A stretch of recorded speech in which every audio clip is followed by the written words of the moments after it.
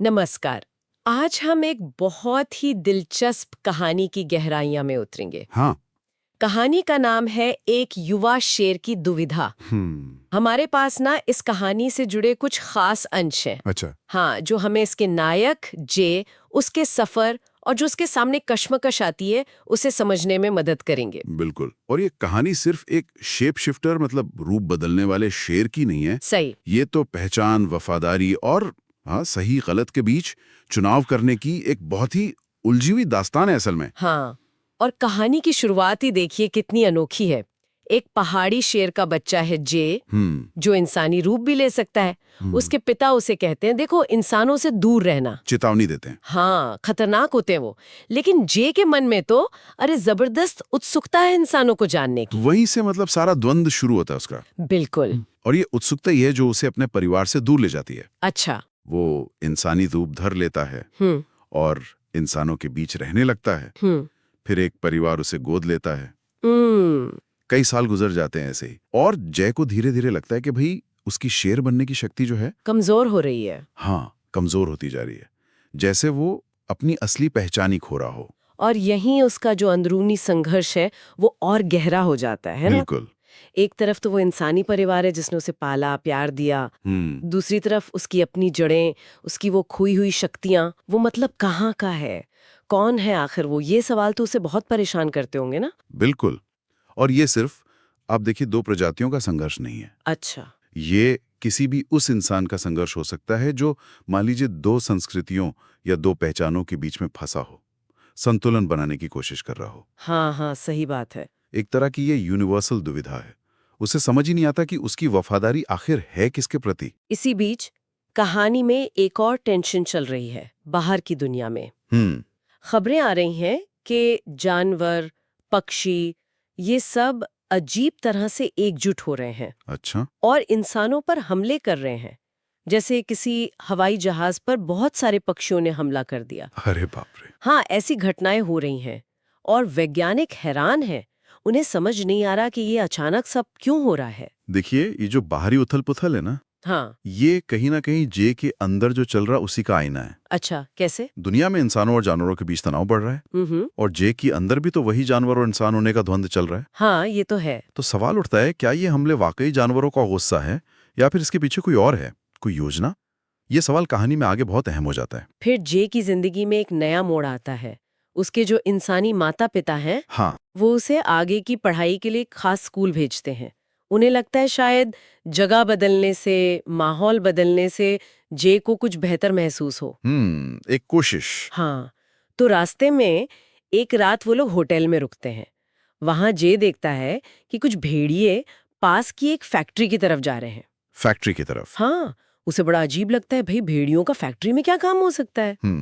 ये एक छोटा सा इशारा है हाँ। कि कुछ गड़बड़ है, कुछ असामान्य चल रहा है जो आगे चलकर एक बड़ी तस्वीर का हिस्सा बनेगा। बिल्कुल। और स्कूल पहुंचकर तो जे एकदम हैरान। क्या होता है? पता चलता है कि ये कोई ऐसा वैसा स्कूल नहीं है। यहाँ के सारे छात्र सब उसी की तरह शेप शिफ्टर है। अरे वाह। हाँ, अलग अलग जानवरों के रूप बदलने वाले। वहाँ की जो मेंटर हैं वो उसे बताती हैं कि ये स्कूल इसीलिए है ताकि वो अपने दोनों रूपों के साथ, मतलब इंसान और जानवर, तालमेल बिठाकर जीना सीख सकें। जरा सोचिए, एक ऐसी जगह जहां हर कोई आपकी तरह ही अलग है। हाँ। सुनने में तो ये एक सुरक्षित ठिकाना लगता है जहां अपनी पहचान को समझा जा सके, अपनी शक्तियों को और निखारा जा सके। है तो। और जब जे बताता है कि वो एक पहाड़ी शेर है, तो मेंटर चौंक जाती है और खुश भी होती है क्योंकि स्कूल के इतिहास में वो पहला शेर छात्र है। अच्छा, खास बात है ये तो। हाँ, लेकिन माहौल सिर्फ सीखने सिखाने वाला ही नहीं है। जे की मुलाकात होती है जेफरी नाम के एक भेड़िया शेप शिफ्टर से। भेड़िया? हाँ, और पहली बातचीत में ही ना तनाव साफ नजर आता है। ये तो होना ही था। यहाँ प्रजातियों के बीच की जो एक स्वाभाविक कह सकते हैं दुश्मनी या शक्ति संतुलन का मुद्दा है वो तुरंत सामने आ जाता है। सही। शेर और भेड़िए दोनों शिकारी, उनका एक जगह इकट्ठा होना कहीं ना कहीं संघर्ष की संभावना तो पैदा करेगा ही। फिर एंट्री होती है एंड्रू की। एंड्रू? हाँ, वो स्कूल का मालिक है और मजे की बात वो खुद भी एक शेर शेप शिफ्टर है। अच्छा, शेर। हाँ, और वो जे में बड़ी खास दिलचस्पी दिखाता है, खासकर जब उसे ये पता चलता है कि जे अपनी शेर बनने की शक्ति खो रहा है और उसे अपने असली परिवार के बारे में भी कुछ याद नहीं है। देखिए, एक सीनियर शेर का एक युवा कुछ खोए हुए से शेर में दिलचस्पी लेना, अ, ऊपरी तौर पर तो ये ठीक लगता है। हाँ, लगता तो है। शायद एक गाइड बनना चाहता हो, मेंटोर बनना चाहता हो, लेकिन उसकी ये जो खास दिलचस्पी है, ये थोड़ा सवाल तो खड़े करती है। करती है। क्या ये सिर्फ हमदर्दी है या इसके पीछे कोई गहरा मकसद छिपा हुआ है? जे के लिए अपनी शेर की शक्ति वापस पाना आसान नहीं होता। सालों तक इंसान बनकर रहा ना, तो उसके अंदर का जो जानवर रूप था वो जैसे सो गया था। हाँ, दब गया था। हाँ, लेकिन फिर मेंटर की मदद से और अपने परिवार की जो धुंधली सी यादें की, उनके सहारे वो आखिरकार फिर से शेर बन पाता है। अरे वाह! ये उसके लिए बहुत बड़ी जीत थी और उसे स्कूल में दोस्त भी मिलते हैं। अच्छा, हाँ, कौन? एक गिलहरी, शेप शिफ्टर, एक एल्क यानी बारहसिंघा और एक बाइसन, जंगली भैंसा। ये दोस्ती बड़ी दिलचस्प है। देखिए, प्रकृति में तो शिकारी और शिकार साथ नहीं रहते, नहीं रहते, बिल्कुल। लेकिन इस स्कूल में ये मुमकिन हो रहा है। गिलहरी, एल्क, बाइसन और शेर, इनका एक साथ आना दिखाता है कि शायद पुरानी दुश्मनी भुलाकर भी साथ रहा जा सकता है। शायद। ये जे के अपनी पहचान को वापस पाने की प्रक्रिया के साथ साथ एक समुदाय बनाने की भी प्रक्रिया है। लेकिन जैसा आपने कहा था, संघर्ष भी मौजूद है। हम्म। जेफरी और उसका जो भेड़ियों का झुंड है, हाँ। वो दूसरे छात्रों को, खासकर जो कमजोर प्रजातियों वाले शेप शिफ्टर हैं, उन्हें परेशान करते हैं, तंग करते हैं। बदमाशी? हाँ, जे को ये बात बिल्कुल गलत लगती है और वो उनका विरोध करता है। बस यहीं से जे और जेफरी के बीच सीधी दुश्मनी शुरू हो जाती है। ये स्कूल के अंदर का शक्ति संघर्ष है। एक तरफ झुंड की मानसिकता, दूसरी तरफ व्यक्तिगत साहस। सही। जेफरी अपनी ताकत का गलत इस्तेमाल कर रहा है और जे उसूलों के लिए खड़ा हो रहा है। ये तनाव बढ़ता जाता है और जे बदला लेने का सोचता है। वो जे को रात में जंगल में लड़ाई की चुनौती देता है, कहता है अकेले आना। अकेले? हाँ, जे भी एक शेर की तरह चुनौती स्वीकार कर लेता है, लेकिन जब वो जंगल पहुंचता है तो पता चलता है जेफरी अकेला नहीं है, वो अपने पूरे झुंड के साथ आया है। 4 भेड़िए एक अकेले शेर पर टूट पड़ते हैं। सरासर धोखा। हाँ, ये दिखाता है कि जेफरी सिर्फ ताकतवारी नहीं बल्कि छल भी करता है। जे बहुत बहादुरी से लड़ता है, पर अकेला 4 के सामने कब तक टिकता? मुश्किल है। हाँ, जब वो लगभग हारने ही वाला होता है, तभी उसका वो बाइसन दोस्त जो शेप शिफ्टर है वहां पहुंच जाता है। अच्छा। हाँ, और वो उसे बचाता है, भेड़ियों को खदेड़ देता है। दोस्ती की क्या शानदार मिसाल है। बिल्कुल। यहाँ वफादारी, दोस्ती का थीम बहुत उभर कर आता है। लेकिन एंड्रू की प्रतिक्रिया थोड़ी चौंकाने वाली होती है इसके बाद। क्या करता है एंड्रू? अगले दिन वो जे से मिलता है और कहता है कि उसे अकेले ही उन भेड़ियों को हराना चाहिए था। बाइसन की मदद की जरूरत नहीं पड़नी चाहिए थी। अरे, ये तो अजीब बात हुई। हाँ, सुनकर अजीब लगता है। क्या वो जे को मजबूत बनाने की कोशिश कर रहा है या उसकी क्षमताओं को कम समझ रहा है, या फिर शायद वो किसी खास तरह की ताकत चाहता है जे के अंदर? पता नहीं। एंड्रू अब जे को खास ट्रेनिंग देना शुरू करता है। अच्छा। उसे शिकार करना सिखाता है, उसकी जो शेर वाली प्रवृत्ति है उसे जगाने में मदद करता है, और एक बड़ी खास चीज देता है उसे। क्या? पहाड़ों की मिट्टी की एक छोटी सी पोटली। मिट्टी की पोटली? हाँ, कहता है इसे सूंघने से तुम आसानी से शेर बन पाओगे। और सच में ऐसा होता भी है। जे को लगता है एंड्रू वाकई उसकी मदद कर रहा है, उसे उसकी जड़ों से जोड़ रहा है। देखिए, ये मिट्टी की पोटली एक शक्तिशाली प्रतीक है, अपनी जड़ों से जुड़ने का, अपनी पहचान को वापस पाने का। हाँ, लेकिन साथ ही ये एंड्रू के प्रभाव का भी प्रतीक बन सकती है। क्या ये मदद है या एक तरह का नियंत्रण? एंड्रू जे को उसकी शक्ति तो वापस दिला रहा है, पर किस लिए? उसका असली मकसद क्या है?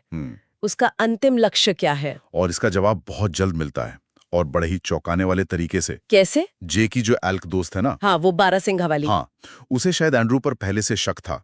वो चुपके से जे को स्कूल काउंसिल की एक गुप्त मीटिंग दिखाती है। अच्छा। और वहां जे क्या देखता है? एंड्रू, वो मेंटर और स्कूल के कुछ और लोग, वो सब मिलकर इंसानों को नुकसान पहुंचाने की योजना बना रहे हैं। क्या? हाँ, वही लोग उन जानवरों के हमलों के पीछे थे जो खबरों में आ रहे थे। अरे भगवान, ये तो कहानी का रुख ही बदल गया। बिल्कुल। मतलब स्कूल का मकसद साथ रहना सिखाना नहीं, बल्कि इंसानों के खिलाफ एक संगठित विद्रोह तैयार करना है। हाँ, एंड्रू जो एक मार्गदर्शक जैसा लग रहा था, वो असल में एक कट्टरपंथी नेता निकला। अब सवाल ये उठता है, क्या जानवरों पर जो अन्याय हो रहा है उसका बदला इस तरह लेना जायज है? हाँ, इस बार वो उनका पीछा करता है और देखता है कि वो लोग फैक्ट्री की मशीनों में तोड़-फोड़ कर रहे हैं। अच्छा। तभी एंड्रू वहां आ जाता है। वो जेफरी को डांटता तो है, लेकिन जिस तरह से वो बात करता है उससे साफ हो जाता है कि जेफरी उसी के इशारे पर ये सब कर रहा था। अब सब कुछ साफ हो गया। हाँ, एंड्रू भेड़ियों का इस्तेमाल कर रहा है अपनी योजना को अंजाम देने के लिए। जे के सामने अब एक भयानक सच्चाई है। एंड्रू जे को अपने घर ले जाता है और उसे सब कुछ सच-सच बता देता है। अच्छा, क्या कहता है? वो कहता है कि देखो, इंसान जंगलों को तबाह कर रहे हैं, फैक्ट्री बनाने के लिए पेड़ काट रहे हैं, नदियों में जहर घोल रहे हैं, इससे बेगुनाह जानवर मारे जा रहे हैं। फिर वो अपना दर्द बताता है कि कैसे शिकारियों ने उसकी बेकसूर पत्नी और बेटी को मार डाला था। ओहो, यहाँ एंड्रू के किरदार की जटिलता सामने आती है। हाँ, उसका दुख असली है, पर्यावरण की चिंता भी शायद कुछ हद तक जायज है, लेकिन उसका जो दर्द है वो बदले की भावना में बदल गया और वो उसे हिंसा के रास्ते पर ले गया। वो इंसानों को वही दर्द देना चाहता है जो उसने सहा है। एंड्रू कहता है कि उसने शेप शिफ्टर्स की एक टीम बनाई है और उनका मिशन है इंसानों को परेशान करना, उनके काम में रुकावट डालना, ताकि वो भी चैन से न रह सके जैसे जानवर जंगलों में नहीं रह पा रहे हैं। और वो जैसे कहता है कि तुम भी इस मिशन में शामिल हो जाओ। कहता है तुम एक शेर हो, तुम खास हो, तुम्हें हमारे साथ होना चाहिए। ये एक तरह का भावनात्मक जाल है तो एंड्रू जे के दुख का मतलब अपने परिवार से बिछड़ने का दुख और उसकी पहचान का यानी शेर होने का इस्तेमाल कर रहा है उसे अपनी तरफ खींचने के लिए। हाँ, जे के लिए ये फैसला लेना बहुत ही मुश्किल है। वो इंसानों के साथ रहा है, उसे एक इंसानी परिवार ने प्यार दिया है। वो ये भी जानता है कि सारे इंसान बुरे नहीं होते। बिल्कुल। और अगले ही दिन उसका वो इंसानी परिवार उससे मिलने आता है। अच्छा। वो लोग वीकेंड पर साथ में हाइकिंग पर जाने का प्लान बनाते हैं। जे मान जाता है, उसे उनसे मिलकर अच्छा लगता है। लेकिन तभी एंड्रू का फोन आ जाता है। वो पूछता है कि जे ने मिशन में शामिल होने का फैसला किया या नहीं, क्योंकि मिशन उसी वीकेंड पर है। ओहो, अब जे परिवार के साथ जाने का बहाना करके मना कर देता है। और एंड्रू का असली रंग सामने आ जाता है। वो बहुत गुस्सा हो जाता है। गुस्सा। हाँ, वो जे से सीधे पूछता है तुम किसकी तरफ हो, इंसानों के या जानवरों के। ये एक सीधी चुनौती है, वफादारी की चुनौती परीक्षा। बहुत मुश्किल स्थिति है जे के लिए। जे गुस्से और उलझन में जंगल की तरफ भाग जाता है। तभी कुछ शिकारी उसे ड्रोन से देख लेते हैं। शिकारी? हाँ, और उसे पकड़ने के लिए अपने कुत्ते छोड़ देते हैं। जे मुसीबत में फंस जाता है, लेकिन तभी स्कूल की एक कौवा शेप शिफ्टर छात्रा आती है। कौवा? हाँ, वो ड्रोन को नष्ट कर देती है और उसकी मदद करती है। जब वो दोनों सुस्तारे होते हैं, शिकारी कुत्ते उन्हें घेर लेते हैं।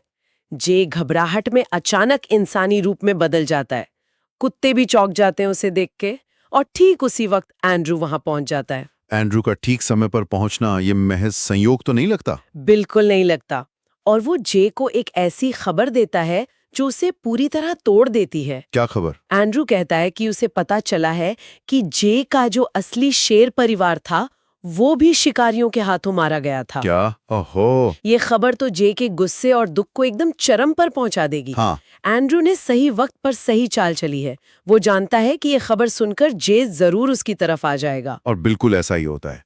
अपने असली परिवार की मौत की खबर सुनकर टूटा हुआ, गुस्से से भरा हुआ जे एंड्रू के मिशन में शामिल होने के लिए तैयार हो जाता है। हाँ। लेकिन वो एक शर्त रखता है। शर्त? क्या? वो कहता है कि ठीक है, मैं साथ दूंगा, लेकिन किसी इंसान की जान नहीं जानी चाहिए। सिर्फ संपत्ति को नुकसान पहुंचाया जाएगा, फैक्ट्री को। जे का ये शर्त रखना बहुत महत्वपूर्ण है ना? हाँ। ये दिखाता है कि इतने गहरे दुख और गुस्से के बावजूद उसके अंदर का जो नैतिक बोध है वो अभी जिंदा है। वो बदला तो चाहता है, पर इंसानी जान की कीमत समझता है। सवाल ये है कि क्या एंड्रू इस शर्त का सम्मान करेगा? एंड्रू शर्त मान लेता है। मिशन का दिन आ जाता है। एंड्रू और उसकी टीम फैक्ट्री के ऊपर वाली पहाड़ी पर पहुंचते हैं। उनका प्लान है कि पहाड़ी से लकड़ी के भारी भारी लट्ठे नीचे गिराकर फैक्ट्री की मशीनों को तबाह कर दिया जाए, जिससे एक बड़ा धमाका हो। ठीक है। तभी जे नीचे देखता है और उसके पैरों तले जमीन खिसक जाती है। क्यों? क्या देखता है वो? नीचे, ठीक उसी जगह जहां वो लट्ठे गिरने वाले हैं। हाँ। उसका इंसानी परिवार हाइकिंग कर रहा है। अरे नहीं। हाँ, वो एंड्रू से मिशन रोकने की मिन्नतें करता है, उसे उसका वादा याद दिलाता है। और एंड्रू क्या कहता है? एंड्रू साफ मना कर देता है। कहता है देखो, इतने बड़े मिशन में छोटी मोटी कुर्बानियां तो देनी पड़ती हैं, और वैसे भी वो तुम्हारे असली परिवार थोड़ी है। ओहो, ये एंड्रू का चुनौती विश्वासघात है। बिल्कुल। उसने जे की भावनाओं का, उसकी शर्त का सिर्फ इस्तेमाल किया। उसके लिए अपना मिशन और बदला इंसानी जिंदगियों से कहीं ज्यादा महत्वपूर्ण है। जे के लिए सच्चाई कितनी भयानक होगी। जे एकदम अकेला पड़ जाता है, क्या करे वो, किसे बचाए? लेकिन तभी उसके दोस्त, कौन? वही गिलहरी, एल्क और बाइसन शेप शिफ्टर, वो वहां पहुंच जाते हैं। उन्हें शायद अंदाजा हो गया था कि जे मुसीबत में है। वाह, दोस्ती। हाँ, एंड्रू के साथ ही उनसे भिड़ जाते हैं ताकि मिशन ना रुके। एंड्रू खुद शेर बन जाता है और जे पर हमला कर देता है। दोस्तों की वफादारी एक बार फिर सामने आती है और अब जे को चुनना है, एंड्रू का वो हिंसक रास्ता या फिर अपना परिवार और अपने दोस्त। लड़ाई के बीच में लकड़ी के वो भारी लट्ठे नीचे गिरने लगते हैं। ओहो, जे का परिवार उन्हें आते देख लेता है और हट जाता है। लेकिन उसकी छोटी बहन, उसने हेडफोन लगाए हुए हैं। तो उसे सुना ही नहीं दिया। हाँ, उसे खतरे का पता ही नहीं चलता। जे एकदम चीते की फुर्ती से नीचे पहुंचता है और आखिरी पल में अपनी बहन को धक्का देकर बचा लेता है। बच गई। उसने चुनाव कर लिया। हाँ, उसने जीवन को चुना, बदले को नहीं। बिल्कुल। उधर फैक्ट्री में धमाका होता है।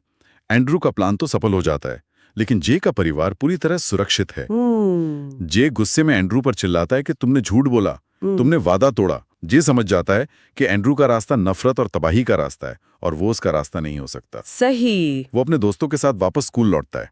वहां सब लोग उसकी बहादुरी की तारीफ करते हैं, सिर्फ अपने परिवार को बचाने के लिए नहीं, बल्कि एंड्रू जैसे ताकतवर शख्स के खिलाफ खड़े होने के लिए भी। ये जे के सफर का एक तरह से शिखर है। हाँ, वो एक भ्रमित, कंफ्यूज्ड किशोर से एक ऐसे युवा में बदल गया है जिसने दो दुनियाओं के बीच अपना नैतिक रास्ता खुद चुना है। सही कहा। उसकी असली ताकत सिर्फ शेर बनने में नहीं है, बल्कि सही चुनाव करने में है, सहानुभूति में है, जिम्मेदारी निभाने में है। उसने एंड्रू के हिंसक तरीकों का विरोध करके शायद भविष्य में और कई इंसानों और जानवरों को भी बचाया है। तो इस कहानी ने हमें जे के जरिए पहचान के संघर्ष को दिखाया, इंसानी गतिविधियों का पर्यावरण पर क्या असर होता है ये दिखाया, बदले की भावना कितनी खतरनाक हो सकती है ये बताया, और वफादारी का सही मतलब क्या है ये भी समझाया। हाँ। एंड्रू का रास्ता भले ही उसके पीछे दुख था, पर वो विनाश की ओर ही ले जाता था। बिल्कुल। ये कहानी हमें याद दिलाती है कि प्रकृति को चोट पहुंचाने के नतीजे वाकई गंभीर होते हैं। हाँ, लेकिन हिंसा का जवाब हिंसा से देना कभी भी समाधान नहीं हो सकता। दुख और गुस्सा हमें भटका सकते हैं, पर अंत में सही चुनाव करने की जो हिम्मत होती है वही हमें इंसान बनाती है, या इस मामले में कहें तो एक बेहतर शेप शिफ्टर बनाती है। और अंत में हमारे श्रोताओं के लिए एक सवाल छोड़ जाते हैं। क्या बदला लेना कभी भी सही ठहराया जा सकता है, चाहे अन्याय कितना ही बड़ा क्यों ना हुआ हो? या फिर आपसी समझ और साथ रहने का, सह अस्तित्व का रास्ता खोजना ही हमेशा बेहतर होता है, भले ही वो रास्ता कितना ही मुश्किल क्यों ना लगे? सोचने वाली बात है।